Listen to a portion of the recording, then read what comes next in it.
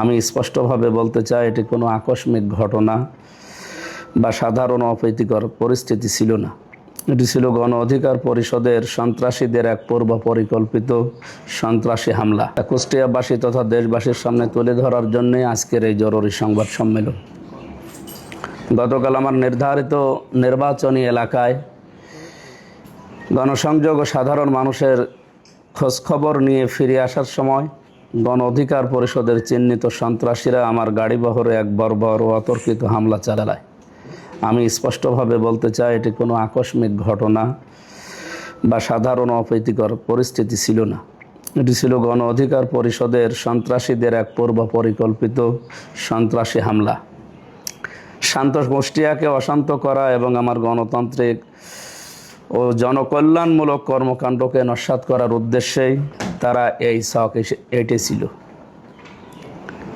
একজন জনপ্রতিনিধি ও আলেম হিসাবে জনগণের নিরাপত্তায় কাজ করাই আমার দায়িত্ব, কিন্তু যারা রাজনীতির নামে সন্ত্রাসী কর্মকাণ্ড চালায়, প্রকাশ্য একজন সংসদ সদস্যের ওপর পরিকল্পিতভাবে আঘাত হানার দুঃসাহস দেখায়, তারা সমাজের শত্রু, কুষ্টিয়াবাসীর শত্রু। সংবাদ সম্মেলন থেকে আমার সুস্পষ্ট হুঁশিয়ারি ও দাবি, সন্ত্রাসীদের অবিলম্বে গ্রেপ্তার করতে হবে। এই পূর্ব পরিকল্পিত হামলায় প্রত্যক্ষ ও পরোক্ষভাবে জড়িত গণ অধিকার পরিষদের চিহ্নিত সন্ত্রাসীদের আগামী 24 ঘন্টার মধ্যে গ্রেপ্তার করতে হবে। দৃষ্টান্তমূলক শাস্তি, সিসিটিভি ফুটেজ ও প্রত্যক্ষদর্শীদের সাক্ষ্যের উপর ভিত্তি করে ঘটনার মূল পরিকল্পনাকারীদের বিরুদ্ধে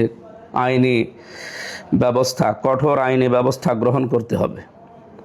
প্রশাসনের নিরপেক্ষ ভূমিকা, স্থানীয় পুলিশ ও প্রশাসনকে রাজনৈতিক চাপ মুক্ত হয়ে সন্ত্রাসীদের বিরুদ্ধে জিরো টলারেন্স নীতি গ্রহণ করতে হবে।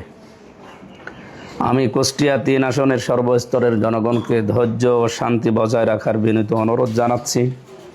তবে মনে রাখতে হবে, আমাদের এই ধৈর্যকে দুর্বলতা ভাবলে ভুল করবেন।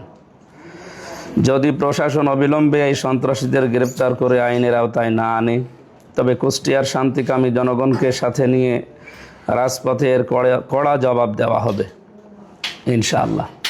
আল্লাহ হাফেজ। আমি আমির হামজা, কুষ্টিয়া 3 সংসদীয় আসন 77।